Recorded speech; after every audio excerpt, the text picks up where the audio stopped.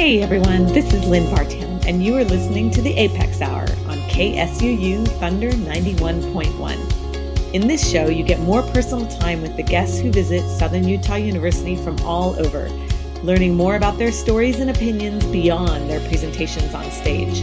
We will also give you some new music to listen to and hope to turn you on to some new sounds and new genres. You can find us here every Thursday at 3 p.m. or on the web at scu.edu/apex. But for now, welcome to this week's show here on Thunder 91.1.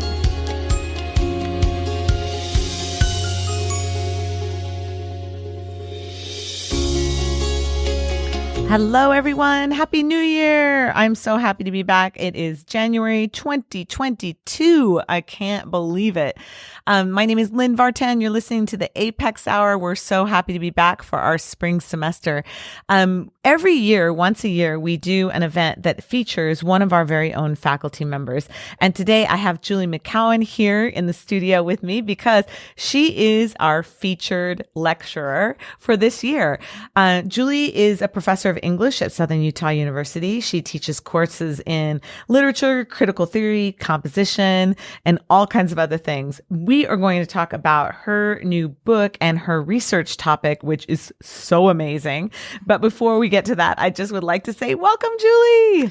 Thank you. Well, I'm happy to be here. I'm just excited to talk to you.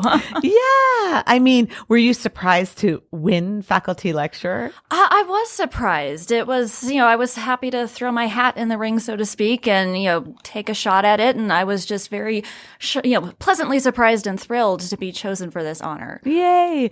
Well, you have been teaching here for 5 years, and we were talking about some of the interesting classes that you're teaching this semester. And, do you mind just telling me again what you're teaching this semester? I think they're really cool. Yeah, so this semester I'm teaching English 2010. That's our intermediate writing class, and I'm teaching it with the theme of writing about feminism.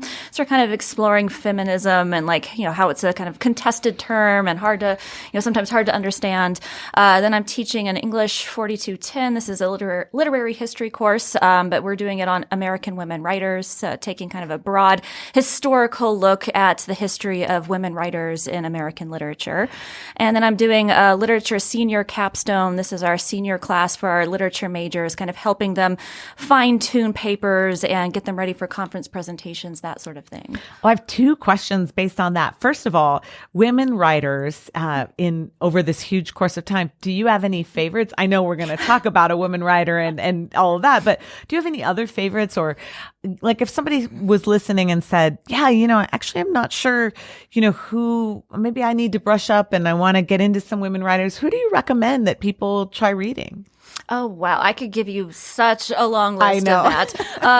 But I think one of my favorites, it's actually one that we just started reading and talking about in that class this week. It's Hannah Webster Foster's novel, The Coquette. Oh, I don't know it at all. Most people don't. So this is an early American novel, and that's kind of, since I specialized in early American literature in my doctoral work. But yeah, it's this seduction novel published in 1797. It's written in epistolary form. This is like a novel that's written in a form of letters back and forth to people. Oh. And so it's got kind of it's like this intrigue, and it's like this sort of love triangle, trying to decide, are you Team Boyer or Team Sanford? And it's, really has a lot of these really interesting things about the kind of gender politics and relationships in early American society that I really love teaching it. And I've taught it several times before, and students really get into it. They're sort of surprised by how fascinating it is, because you wouldn't think, novels from that time period, they get a bad rap that they're boring. Yeah. And this one actually kind of dispels that myth. Oh my gosh. Tell me the Coquette, and then tell me the author one more time. Hannah Webster Foster. Okay. I'm definitely going to check that out. Thank you for that recommendation. Oh, yeah, absolutely. My other question regarding the classes that you're teaching is, I was curious, when you're working with, particularly seniors who are, about ready to go off and kind of do their next thing. Yeah. And you're working with them on how to refine their research and refine their writing or find their voice. What are some of the common things that you find that level of writer struggles with? Are there any sort of general things that you find that people are struggling with? I don't know if it's necessarily struggling with, but maybe it's something that they haven't had to do before. Because I think most students, when they're writing papers for their classes, it's kind of a one and done. They write it, sometimes, write it in a very short time period. They turn it in and then they never think about it again. Right. And so for, the class where I'm teaching, working with the seniors on their capstone papers, it's like, well, let's go find a paper that you wrote for a class maybe a year ago, 2 years ago. And, maybe you didn't give it its full attention and you really wanted to, dive back into it and do more research. And we can look at writing as this recursive process. It's, you're never done with a piece of writing. Like you talk to any writers, it's like they're always fine tuning it. They're always tweaking it. There's always something they can do more. Right. And a lot of times, students don't get that opportunity to really experience that kind of writing process. And so that's why I love this senior capstone is students really get to experience that process of being a writer and tweaking things. Oh, that's so cool. Well, now you're on the teaching side of it and on the professional side of it. Let's talk a little bit about how you came to it. So how did you come to the discipline of English, as a kid? What led you to want to be a professor and in writing and in English? That's interesting. I don't know if I was ever like dreaming of being a literature professor as a small child. I don't think that was kind of a thing. It was really kind of a matter of just, trying something. Because I think when I started, especially when I was an undergrad and I, was thinking of what major to declare, I was thinking, okay, do I want to do political science? Do I want to do history?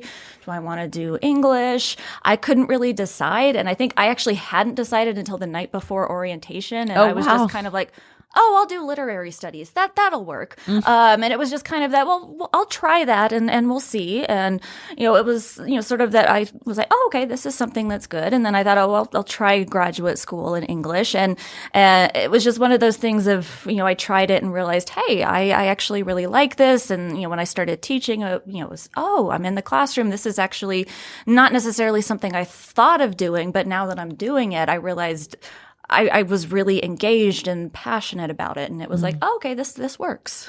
Were you always a reader growing up? Oh, yes. I was always a reader. My mom loves to tell the story of when I learned how to read, I'd follow her around the house reading books to her while she was cleaning the house. And, in a slightly annoying way. But I mean like maybe cute and annoying. That's adorable. I was just so proud of reading. And so I'd follow her around and, we were always going to libraries and getting stacks of books. So yeah, I've always been a reader. And are you still that way? I am. I've switched a lot of the reading to ebooks now to try to save space so I don't get like a house covered in books. Exactly. But no, I always try to do a little bit of leisure reading, not for work, my own, for fun reading every night. Just because that's just a way to unwind for me. Yeah. What's the best, most recent thing that you've read in that sort of more fun reading area? There's a lot of good options there. Good readers always find good things to read, I think. Yeah. No, right now I'm currently finishing Jenny Lawson's book, Broken. I don't know if you've ever read any Jenny Lawson books, but her latest one, Broken, that's what I've been reading right now, and I just absolutely love it. It's hysterical, because if you've read any Jenny Lawson, she just has these absolutely hysterical stories that she tells. But then also in Broken, she's really open and honest about mental health and kind of really trying to work to dispel that stigma. And so I've really been interested in that. Okay, cool. Well, thank you for that great way into who you are as a scholar and all that. But the reason that you are the faculty distinguished lecturer, the way that process works is that faculty submit papers of things that they've researched, and then one of them is chosen for presentation. And so your work in this area is on a fascinating woman. So give us the first in snapshot, and then we'll get into details. Tell us about your person that you've written about.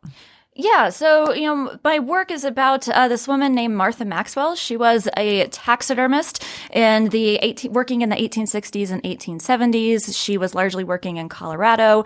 So she's this, trailblazing, groundbreaking taxidermist who, was a highly skilled taxidermist doing all of this really great innovative work, but after her death, she was just sort of forgotten and lost to history.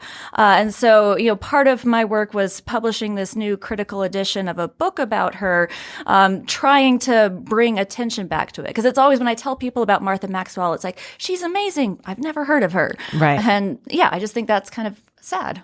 And the book was just published, and it is called On the Plains and Among the Peaks, or How Mrs. Maxwell Made Her Natural History Collection.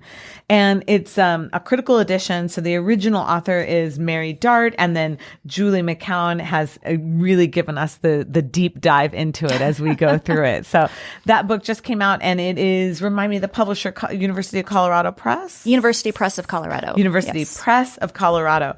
So as you're getting to know this topic, listeners, definitely check out that book. It's available wherever you can find it. Okay, I want to just talk about that first image in with Martha Maxwell with her exhibition. Yeah. And that's kind of that was sort of your first in with her too, It was. right? Yeah, absolutely. And so this is an image of this massive exhibition, this tableau. You can explain what it is that she did. Tell us about that. Yeah, so that's her most famous work, is this taxidermy exhibit. This was part of the Philadelphia Centennial Exposition, so like the celebration of the centennial of the U.S. And so it was this giant taxidermy display. It consisted of like 47 mammal species, over 200 bird species. So most people think of like smaller taxidermy displays. This was this massive thing that took up this whole side of the show building it was in, and just going way up high. And so, it's just this massive thing that is just chock full of taxidermy sort of set against this kind of artificial background. So, Maxwell had like a cougar leaping through the air, chasing after a deer.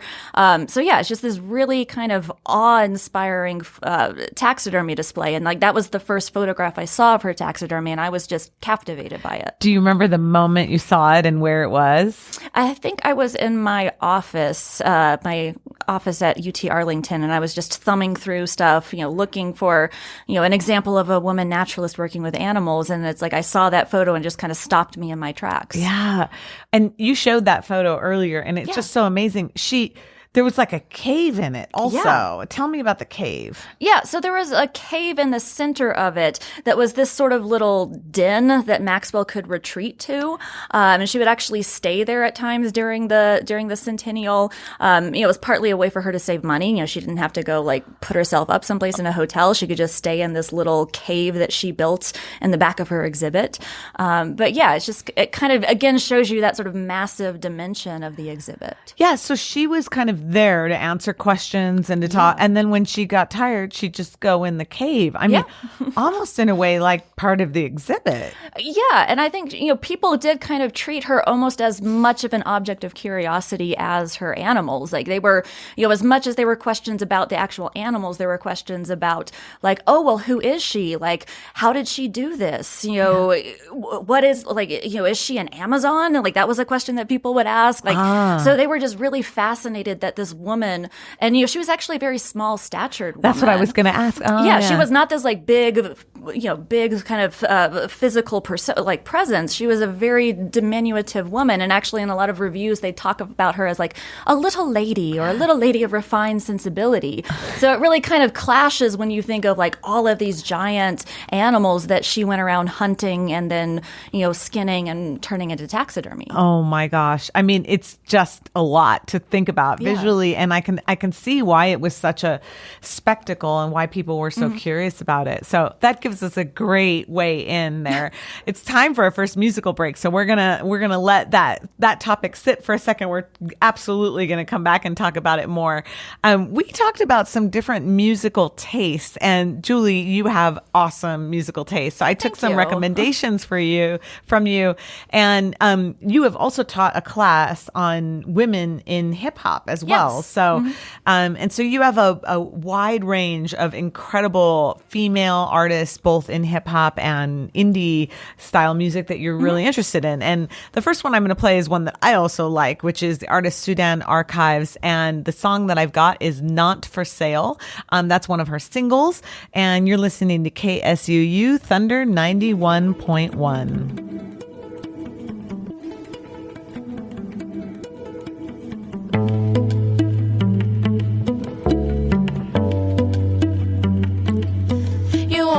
call me when you need something. I need to be free. Time to spread my wings. I don't like leeches. All that nonsense, gon' get back with ya. Don't got time for snitches. You're pulling me down, thought you was my sister. My strings propagate through space and time, here and there at the same time. In dimensions and basic rhyme, you ain't gotta be mad. Look deep and go higher when you climb, but stay out of my path, but stay out of my flight path. Never feeling lonely, only gliding, flying, always being constantly reminded. Time is running up, don't waste your luck, sucker. This is my life, don't mix that up. This is my light, don't block the sun. This is my seat, can't you tell? This is my time, don't waste it up. This is my land, not for sale.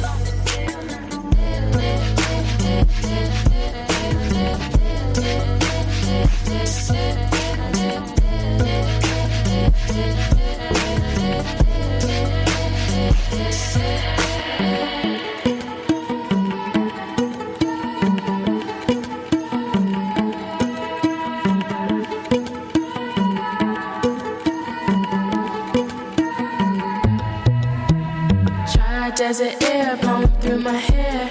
As we blow through the square, we don't even care. Dirt roads and bare feet, tied to memories so sweet. Mesmerized men at my feet. Let's go to the top, just you and me. As the sun hides and fog takes over, I called it African November. Don't wait for me, summer. Oh, don't wait for me. Don't wait for me, summer. No, don't wait for me.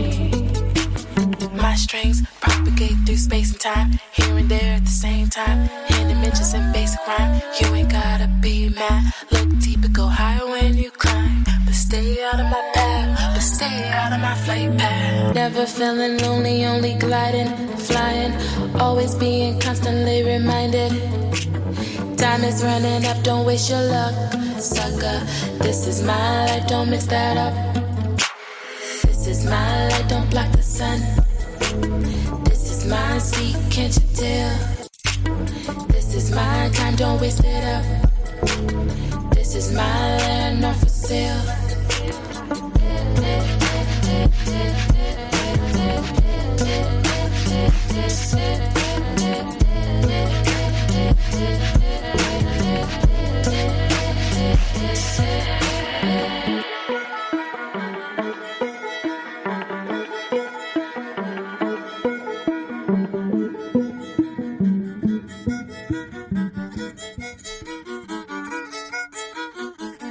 That song was Not for Sale by Sudan Archives.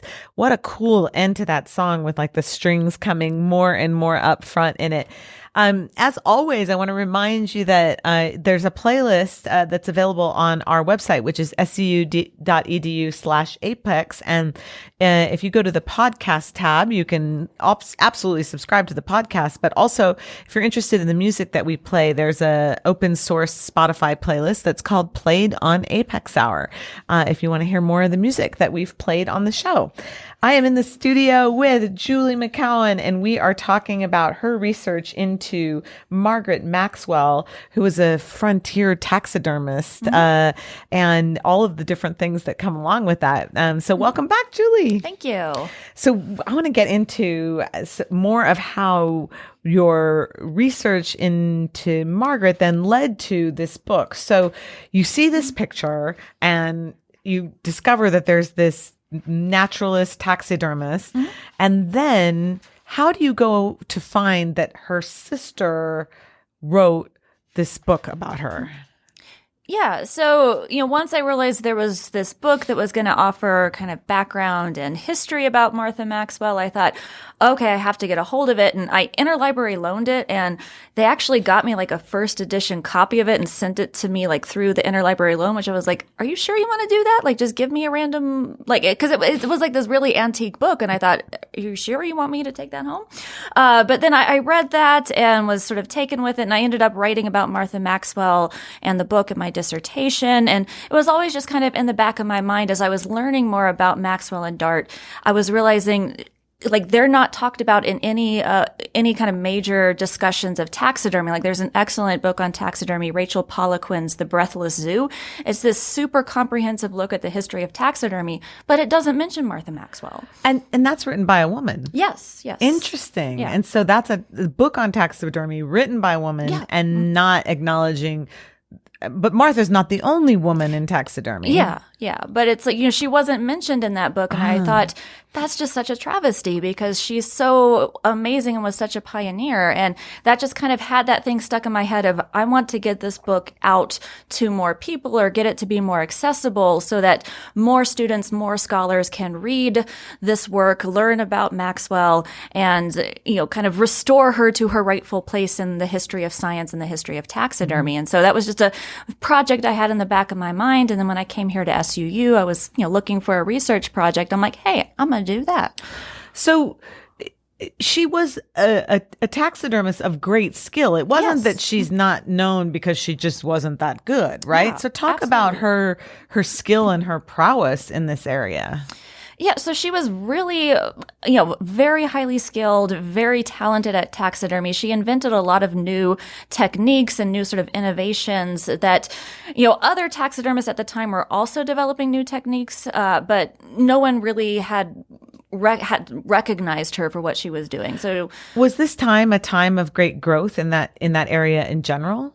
A little bit. So with taxidermy, it was, it had been practiced pretty extensively by that point. And there were some, what would come to be big name taxidermists who were working in the later 19th century. But taxidermy as a field at that time wasn't as kind of professionalized and seen as like this serious, like, credit to art and taxidermy until like the early 20th century. Oh, okay. So Maxwell is really working kind of at the forefront of all of this. And so she developed some new techniques. What were some of those?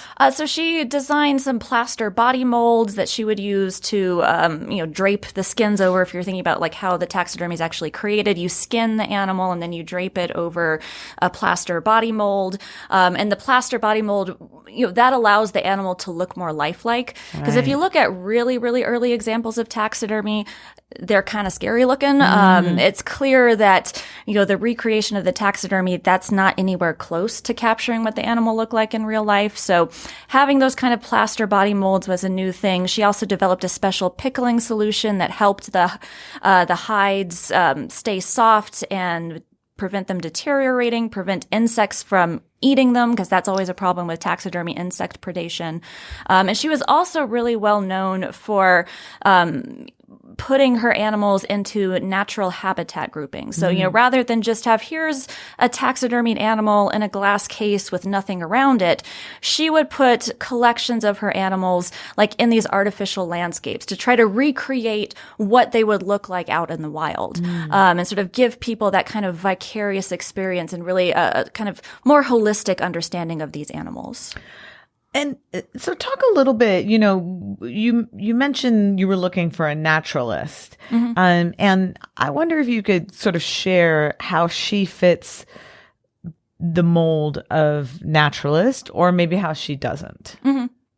Well, she fits the mold, kind of the thing there is, in this time period, the 19th century and earlier, a lot of women naturalists were really working with plants, working with botany, working in fields that would kind of keep them close to home, and sort of keep them within the domestic sphere. And so in that way, as a naturalist, as a female naturalist, Maxwell was really this kind of, outlier in that, she was working with animals. She was going out and traipsing through the Rocky Mountains, climbing up like sheer cliff sides and, shooting these animals. And that way, that was unusual for a woman at the time to be doing that. But that was a pretty kind of standard practice for natural history for someone like John James Audubon. Like that's what he was known for, is just spending, weeks and months on end, traipsing around the wilderness of the United States collecting bird specimens. So I guess when I think of the word naturalist, I think of more, one who studies by drawing and that kind of thing, rather than hunting and then doing taxidermy. Yeah. Is that also part of what makes this situation unique?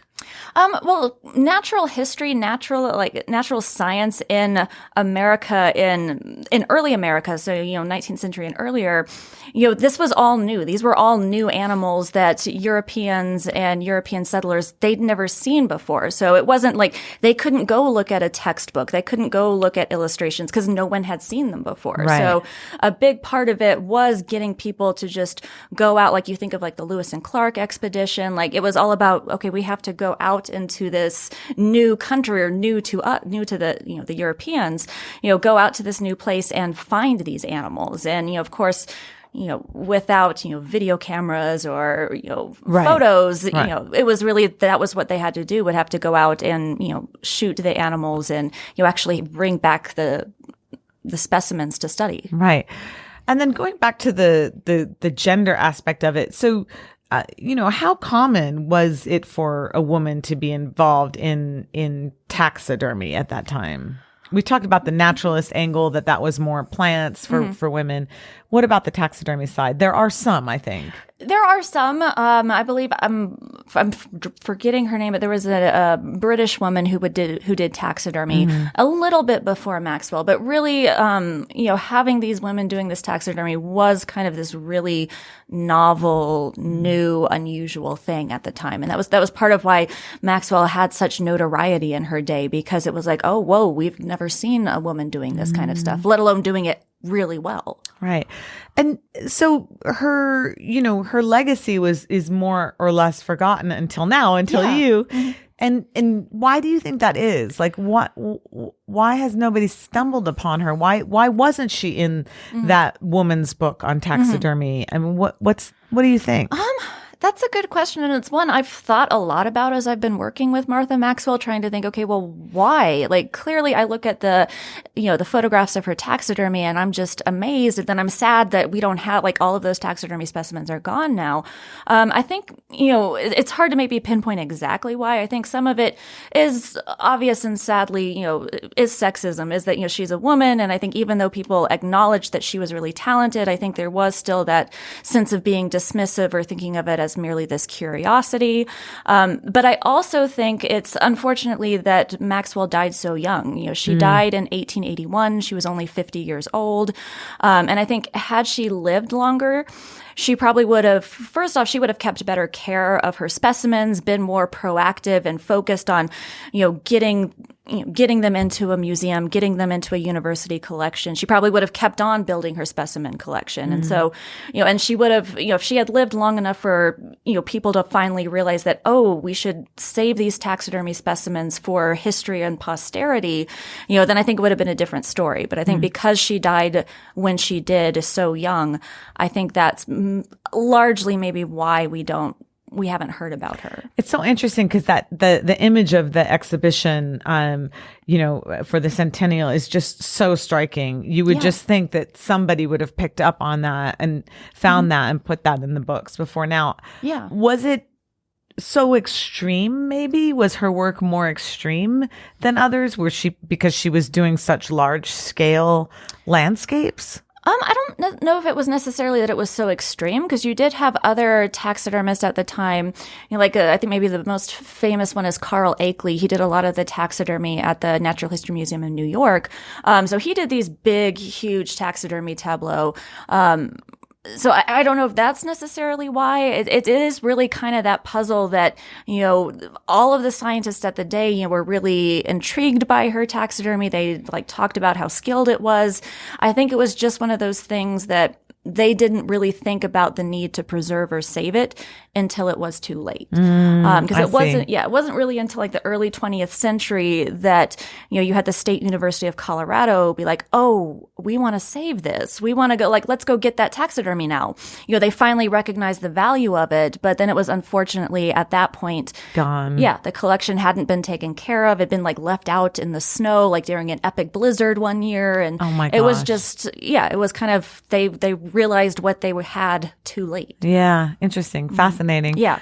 Well, that's so cool. I have millions more questions. But one more question before we leave this and play another piece of music is that, do you think, I always wonder with people who, really get deeply into a certain area, do you think that she was obsessed with her work? I think that's a fair assessment. I think she was kind of very obsessed or very focused, very driven by this.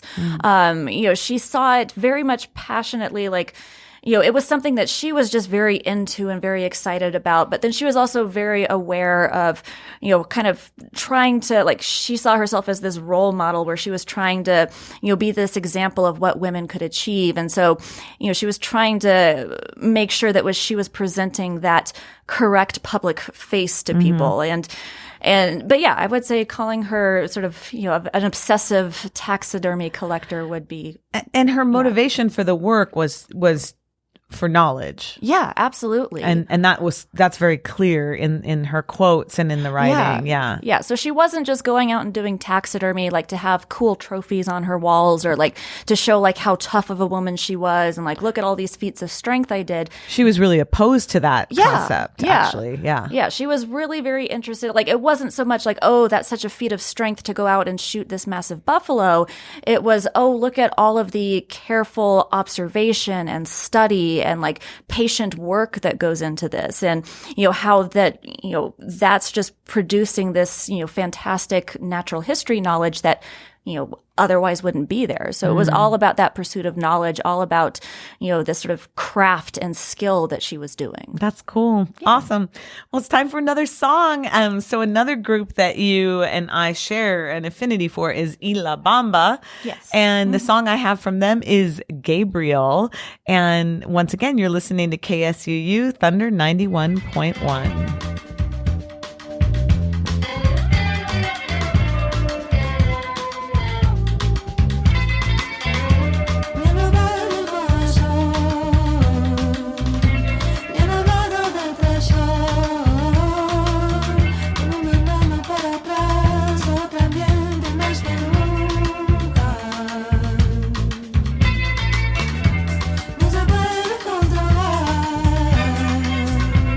Todo eso me da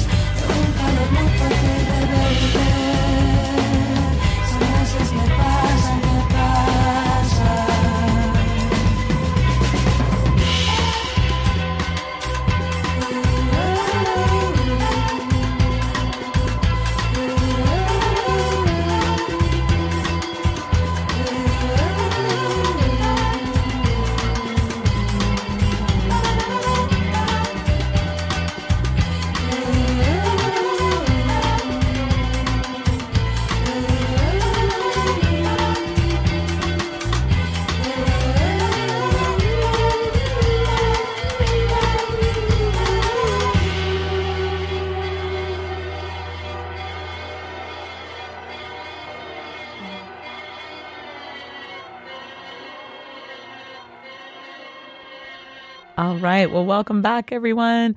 That was Gabriel by Ila Bamba, and you're listening to KSU Youth under 91.1.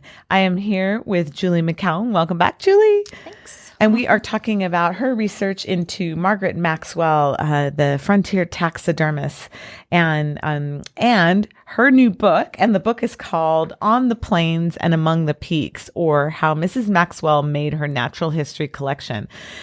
Julie, you have done the critical edition of this book. Yes. And that means that you have made commentary, additional research, an extensive introduction, and really gone into more detail. But the author is Mary Dart. Tell us about Mary.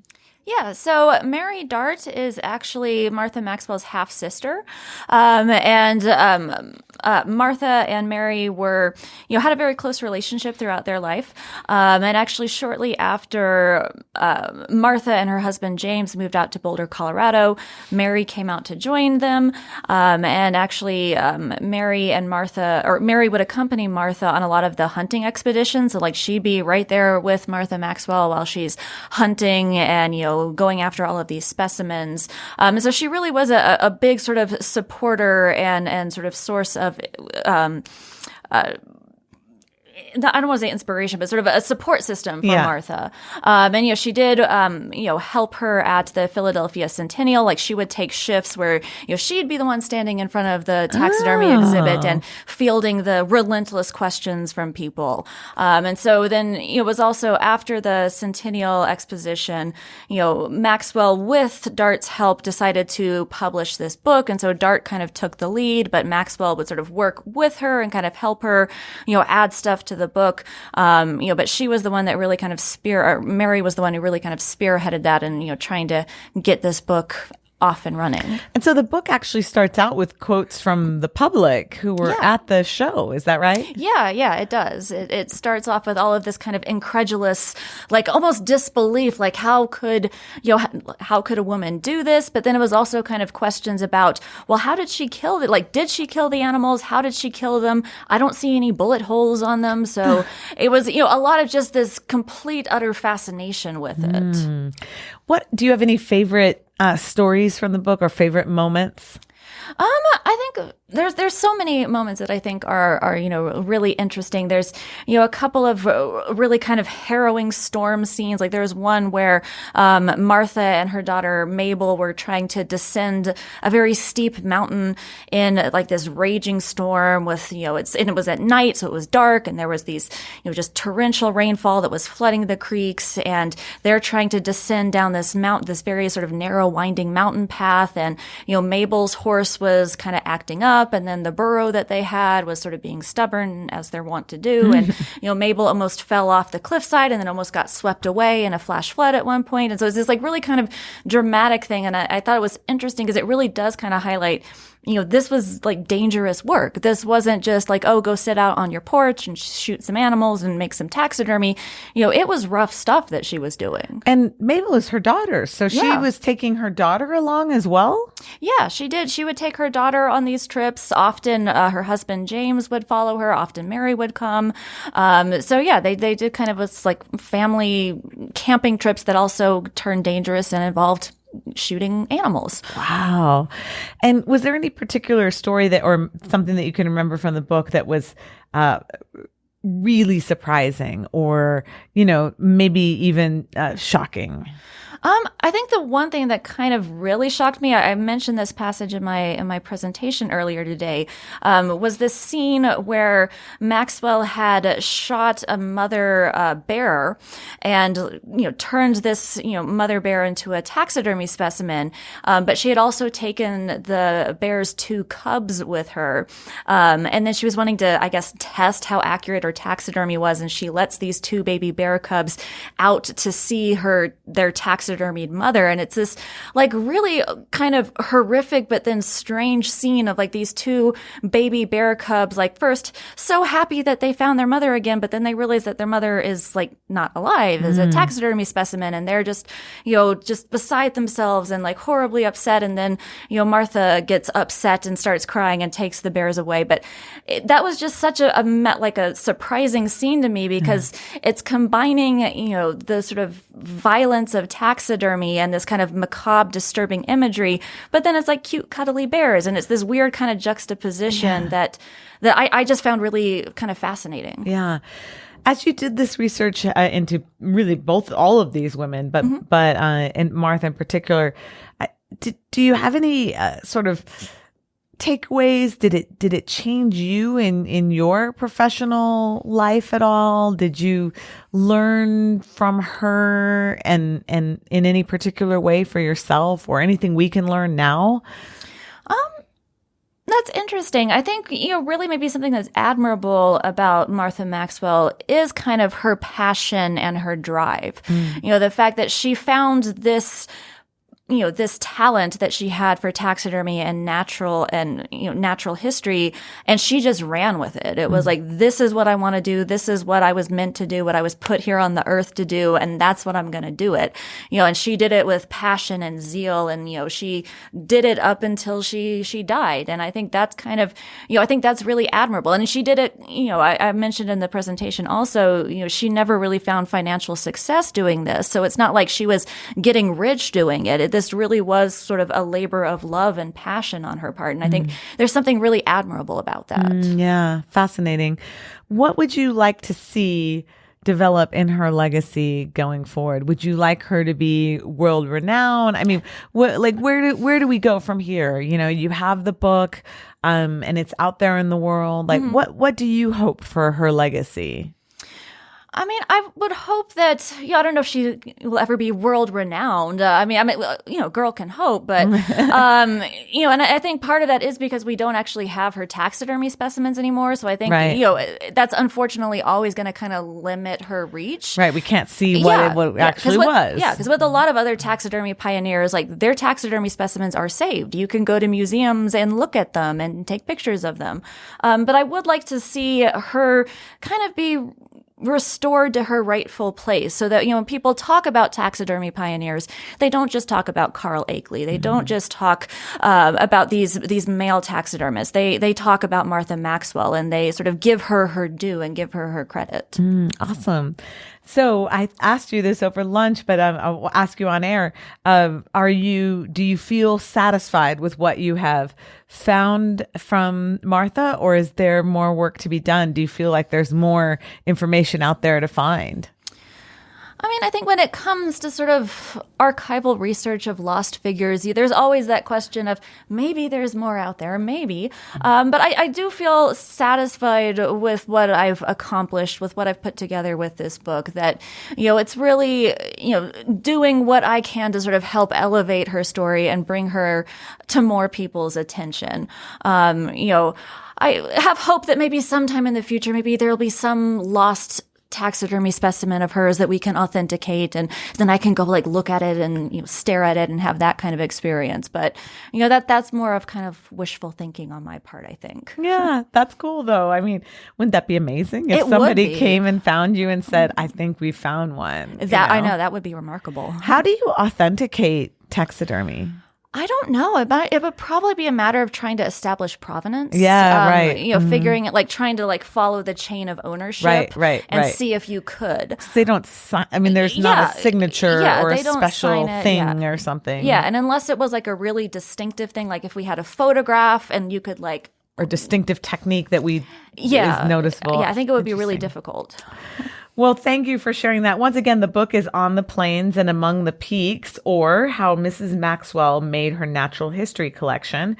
And the book is by originally Mary Dart, and the brand new edition is by Julie McCown. But you have done lots of other interesting research, and I want to ask you about some other things. Absolutely. Okay, so stop motion puppets. Yes. Tell me about that. Yeah, so that was actually the first article, like peer-reviewed article I ever had published. So it came about from a class I took on my doctoral work at University of Texas at Arlington.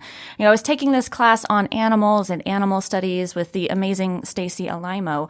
And so I was trying to come up with, a paper idea, like the big seminar paper for the end of that class. And I had initially been looking at, I don't know if you know Wes Anderson's movie, Fantastic Mr. Fox. I was kind of taken with that and was sort of playing around with the idea of maybe writing about that film because I really liked the look of those animals.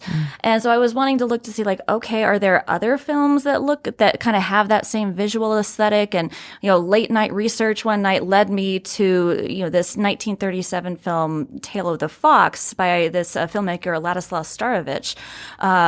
And yeah, it's this kind of Starovich is often called the sort of anti-Disney, because he worked a lot, he did stop motion. He was a stop motion filmmaker. And he did a lot of work with fairy tales and folk tales like Disney does.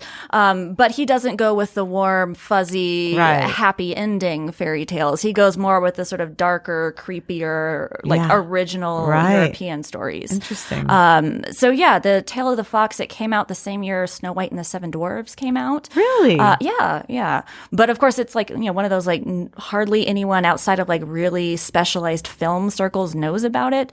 But yeah, I watched a version of it that was on YouTube, and I saw the animal puppets in that, and it was a similar kind of fascination that I have with taxidermy. It's, something that looks so much like animals and has this illusion of life, but it's an inanimate object. But actually his puppets were made from deer skin and fur from real animals. So it kind of blurs the lines a little further.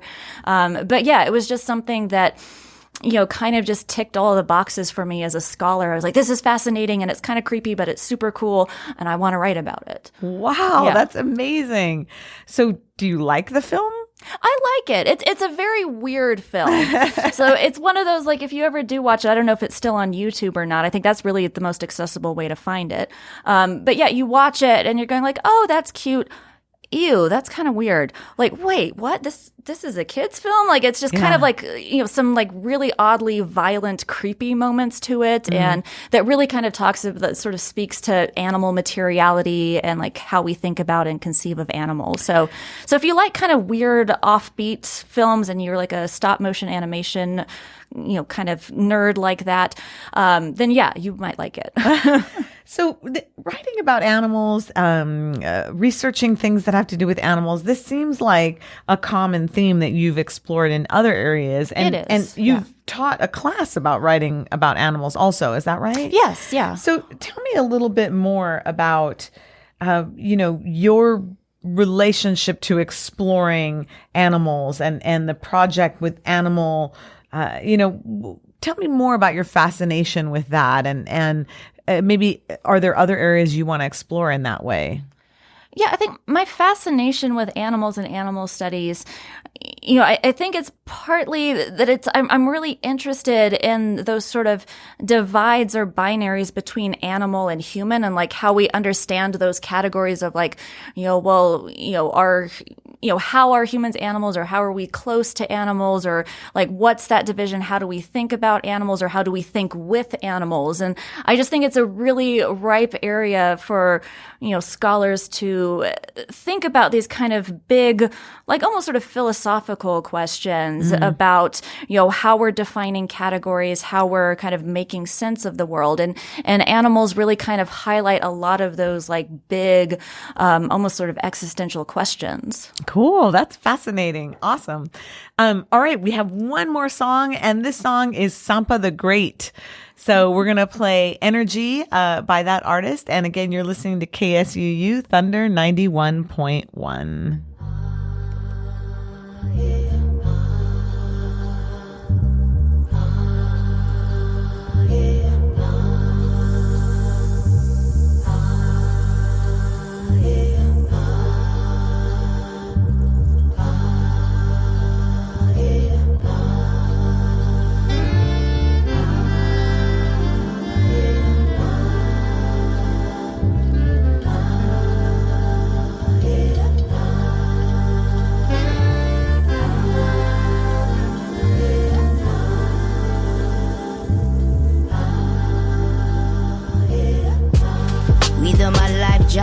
damnation. You realize all the time we wasting. You realize all the pain we facing. Please pour a cup feminine libation.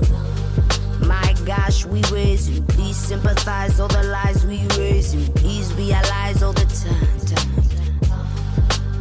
Family energy, drank a couple quarters on my chorus, then I code up. If I rule the world, money stacks for all my daughters. Never ask for payment in the womb times 9. Now we see the blood on the street times try. Feminine energy, balance up the indestructible in the vaginal. Heaven in thine, heaven is mine. Spiritual, lyrical, mother sang sweetest taboo, rickle kind. If I was astonished by the level of shame, feminine energy reign. Intuition and ambition, intuition strain. Intuition and ambition running through my veins. Pour out the love, let the healing begin. The birds and the bees ain't got nothing. The birds and the bees ain't got nothing. Energy.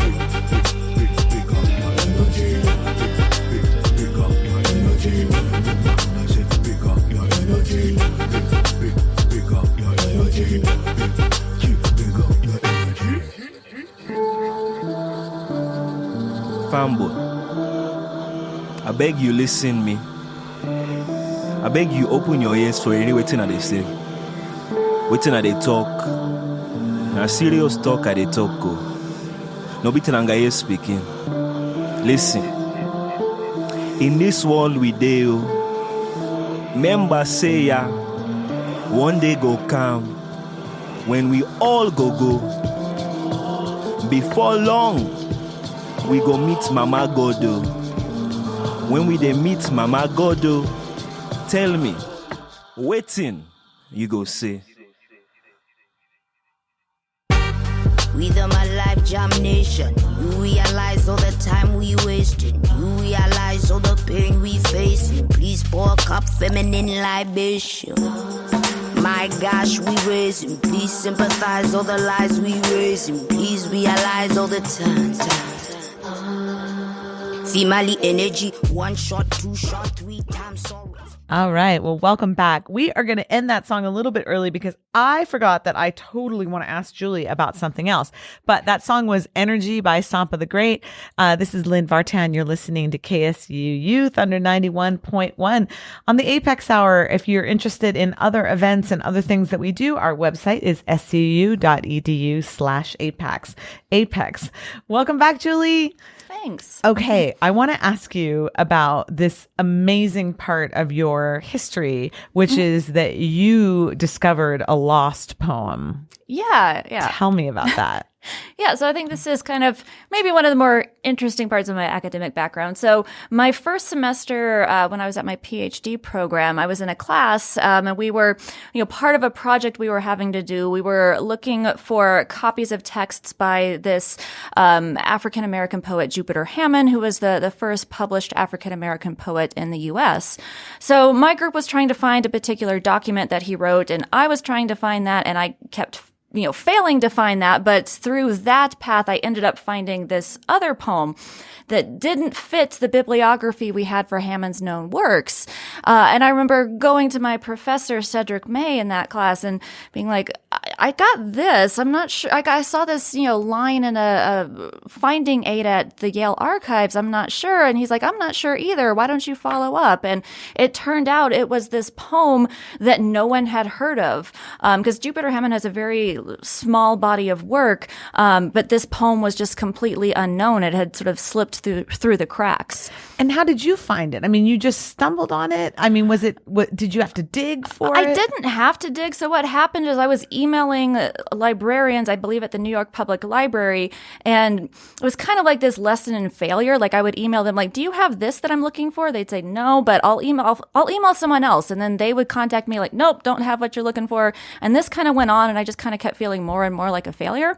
And then finally a librarian was like, I don't have what you're looking for, but I found this entry in a finding aid that, here's the link to it. Do what you want with it. And so it was kind of like it was hiding in plain sight, but no one had really, it never dawned on anyone what it was until I looked at it and I took it to my professor and we're like, oh, this is something new. And it was obviously his. I mean, yeah, it was obviously his. And actually, a couple months later, the next semester, he and I took a week-long trip to Yale and went to their archives, and we did the whole authentication process. So we actually got to look. It was a handwritten document, so we got to look at it, and we did research into watermarks and paper styles and ink, so that we could really authenticate that. Yes, and it was also things like we would compare the writing style, there was common phrasing and things where it's clearly, without a doubt, this is a Jupiter Hammond poem. I mean, to have that happen in school must have started this great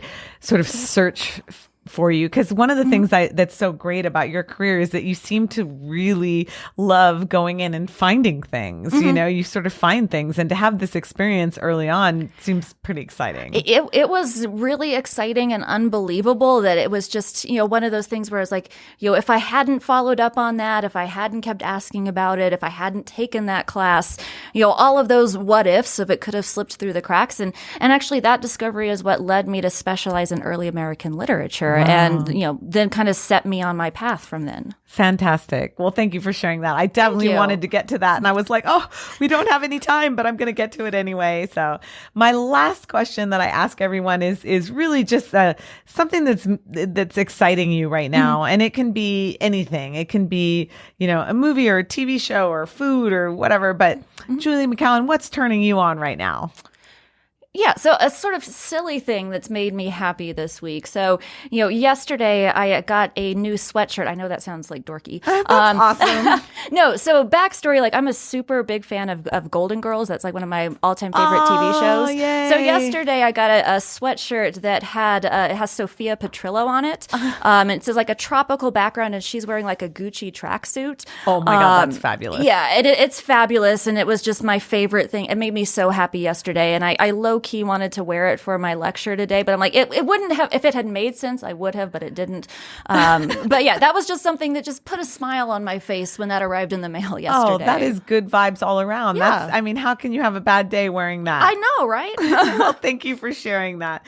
Okay, well, that's all the time we have. Now, the book is called On the Plains and Among the Peaks, or How Mrs. Maxwell Made Her Natural History Collection by Mary Dart, and the edition is by Julie McCown, who is an English professor at Southern Utah University and our faculty distinguished lecturer for this year. Julie, thank you so much for spending time with me. Thank you. It was wonderful. Awesome, everyone. We will see you next week. Thanks so much for listening to the Apex Hour here on KSUU Thunder 91.1. Come find us again next Thursday at 3 p.m. for more conversations with the visiting guests at Southern Utah University and new music to discover for your next playlist. And in the meantime, we would love to see you at our events on campus. To find out more, check out suu.edu/apex. Until next week, this is Lynn Vartan saying goodbye from the Apex Hour here on Thunder 91.1.